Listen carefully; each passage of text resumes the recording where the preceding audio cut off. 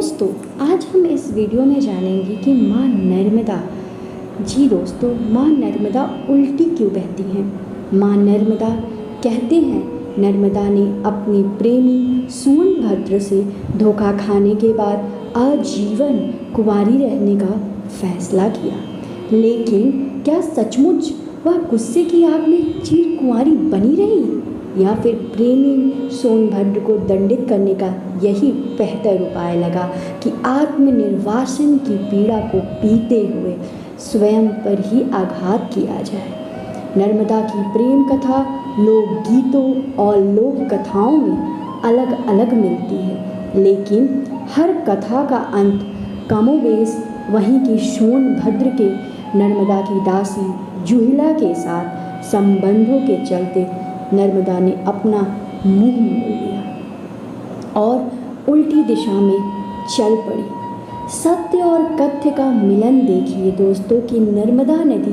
विपरीत दिशा में ही बहती दिखाई देती है। कथा एक, नर्मदा और सोनभद्र की शादी होने वाली थी। विवाह मंडप में बैठने से ठीक ऐन वक्त पर नर्मदा को पता चला कि सोनभद्र की दिलचस्पी उसकी दासी जुहिला या आदिवासी नदी मंडला के पास बहती है में ज़्यादा अधिक है। प्रतिष्ठित कुल की नर्मदा यह अपमान सहन ना कर सकी और मंडप छोड़कर उल्टी दिशा में चली गई। सोनभद्र को अपनी गलती का एहसास हुआ तो वह भी नर्मदा के पीछे भागा, या गुहार लगाते हुए, लौट आओ नर्मदा, लौट आओ नर्मदा। लेकिन नर्मदा को नहीं लौटना था, सो वह नहीं लौटी। अब आप कथा का भौगोलिक सत्य देखिए कि सचमुच नर्मदा भारतीय प्रायद्वीप की दो प्रमुख नदियों गंगा और गोदावरी से विपरीत दिशा में बहती हैं, यानी पूर्व से पश्चिम की ओर। कहते हैं आज भी नर्मदा एक बिंदु विशेष से सोनभद्र से अलग होती दिखाई पड़ती है। कथा की फलश्रुति यह भी है कि नर्मदा को इसीलिए चिरकुंवारी नदी कहा गया है और ग्रहों के किसी विशेष मेल पर स्वयं गंगा नदी भी यहाँ स्नान करने आती है। इस नदी को गंगा से भी पवित्र माना गया है। मत्स्य पुराण में नर्मदा की महिमा इस तरह वर्णित है, कनकखल क्षेत्र में गंगा पवित्र है और कुरुक्षेत्र में सरस्वती, परंतु गांव हो चाहे वन, नर्मदा सर्वत्र पवित्र है। यमुना का जल एक सप्ताह में, सरस्वती का 3 दिन में, गंगा जल उसी दिन और नर्मदा का जल उसी क्षण पवित्र कर देता है। दोस्तों, एक अन्य प्राचीन ग्रंथ में सप्त सरिताओं का गुणगान इस तरह है, गंगे च यमुने चैव गोदावरी सरस्वती नर्मदा सिंधु कावेरी जले अस्मिन् सन्निधिं कुरु। कथा 2, इस कथा में नर्मदा को रेवा नदी और सोनभद्र को सोनभद्र के नाम से जाना गया है। नद यानी नदी का पुरुष रूप। ब्रह्मपुत्र भी नदी नहीं, नद ही कहा जाता है। बहरहाल यह कथा बताती है कि राजकुमारी नर्मदा राजा मैखल की पुत्री थी।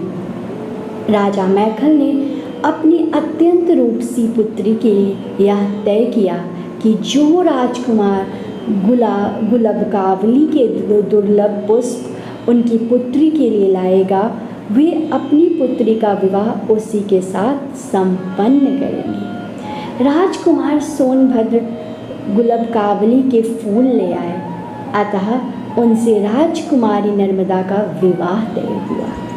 नर्मदा अब तक सोनभद्र के दर्शन ना कर सकी थी, लेकिन उसके रूप, यौवन और पराक्रम की कथाएं सुनकर मन ही मन वह भी उसे चाहने लगी। विवाह होने में कुछ दिन शेष थे, लेकिन नर्मदा से रहा न गया। उसने अपनी दासी जुहिला के हाथों प्रेम संदेश भेजने की सोची। जुहिला को सूझी ठिठोली। उसने राजकुमारी से उसके वस्त्राभूषण मांगे और चल पड़ी राजकुमार से मिलने। सोनभद्र के पास पहुंची तो राजकुमार सोनभद्र उसे ही नर्मदा समझने की भूल कर बैठा। जुहिला की नीयत में भी खोट आ गया। राजकुमार के प्रणय निवेदन को वह ठुकरा न सकी। इधर नर्मदा का सब्र का बांध टूटने लगा। दासी जुहिला के आने में देरी हुई तो वह स्वयं चल पड़ी सोनभद्र से मिलने। वहां पहुंचने पर सोनभद्र और जुहिला को साथ देखकर वह अपमान की भीषण आग में जल उठी। तुरंत वहीं से उल्टी दिशा में चल पड़ी, फिर कभी न लौटने के लिए। सोनभद्र अपनी गलती पर पछताता रहा, लेकिन स्वाभिमान और विद्रोह की प्रतीक बनी नर्मदा पलट कर नहीं आई। अब इस कथा का भौगोलिक सत्य देखिए कि जय सिंह नगर के ग्राम बरहा के निकट जुहिला इस नदी को दूषित नदी माना जाता है। पवित्र नदियों में इसे शामिल नहीं किया जाता का सोनभद्र नद से वाम पार्श्व में दशरथ घाट पर संगम होता है और कथा में रूठी राजकुमारी नर्मदा कुमारी और अकेली उल्टी दिशा में बहती दिखाई देती है। रानी और दासी के राज्य वस्त्र बदलने की कथा इलाहाबाद के पूर्वी भाग में आज भी प्रचलित है। कथा 3 कई हजारों वर्ष पहले की बात है। नर्मदा जी नदी बनकर जन्मी, सोनभद्र नद बनकर जन्मा। दोनों के घर पास थे। दोनों अमरकंटक की पहाड़ियों में घुटने के बल चलते, चिढ़ते चिढ़ाते, हंसते रूठते। दोनों का बचपन खत्म हुआ। दोनों किशोर हुए। लगाव और बढ़ने लगा। गुफाओं पहाड़ियों में ऋषि मुनि व संतों ने डेरे डाले। चारों ओर यज्ञ पूजन होने लगा। पूरे पर्वत में हवन की पवित्र समिधाओं से वातावरण सुगंधित होने लगा। इसी पावन माहौल में दोनों जवान हुए। उन दोनों ने कस्में खाई जीवन भर एक दूसरे का साथ नहीं छोड़ने की, एक दूसरे को धोखा नहीं देने की।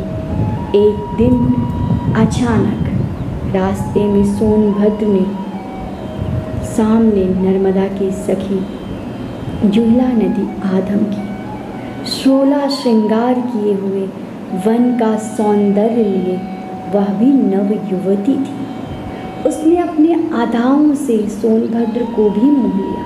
सोनभद्र अपनी बाल सखी नर्मदा को भूल गया।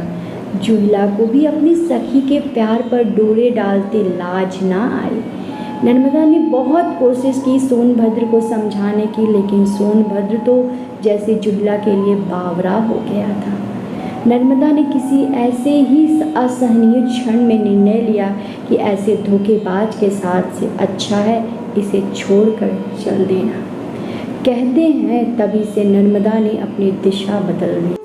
सोनभद्र और जुहिला ने नर्मदा को जाते देखा। सोनभद्र को दुख हुआ। बचपन की सखी उसे छोड़कर जा रही थी। उसने पुकारा, नर्मदा नर्मदा रुक जाओ, लौट आओ नर्मदा। लेकिन नर्मदा जी ने हमेशा कुंवारी रहने का प्रण कर लिया। युवावस्था में ही सन्यासिनी बन गई। रास्ते में घनघोर पहाड़ियाँ आई, हरे भरे जंगल आए, पर वह रास्ता बनाती चली गई। कल कल छल छल का शोर करती बढ़ती गई। मंडला के आदिम जनों के इलाके में पहुंची।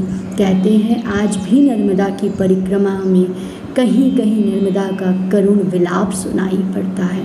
नर्मदा ने बंगाल सागर की यात्रा छोड़ी और अरब सागर की ओर दौड़ी।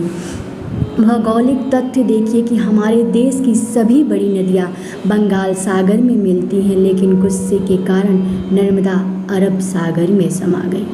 नर्मदा की कथा जनमानस में कई रूपों में प्रचलित है, लेकिन चीर कुंवारी नर्मदा का सात्विक सौंदर्य, चारित्रिक तेज और भावनात्मक उफान नर्मदा परिक्रमा के दौरान हर संवेदनशील मन महसूस करता है। कहने को वह नदी रूप में है, लेकिन चाहे अनचाहे भक्तगण उनका मानवीयकरण कर ही लेते हैं। पौराणिक कथा और यथार्थ के भौगोलिक सत्य का सुंदर सम्मिलन उनकी इस भावना को बल प्रदान करता है और वे कह उठते हैं, नमामि देवी नर्मदे, नमामि देवी नर्मदे। धन्यवाद दोस्तों। अगर आपको ये वीडियो अच्छा लगा हो तो हमारे भाग्य नेत्रम चैनल को सब्सक्राइब करें और ज़्यादा से ज़्यादा शेयर करें।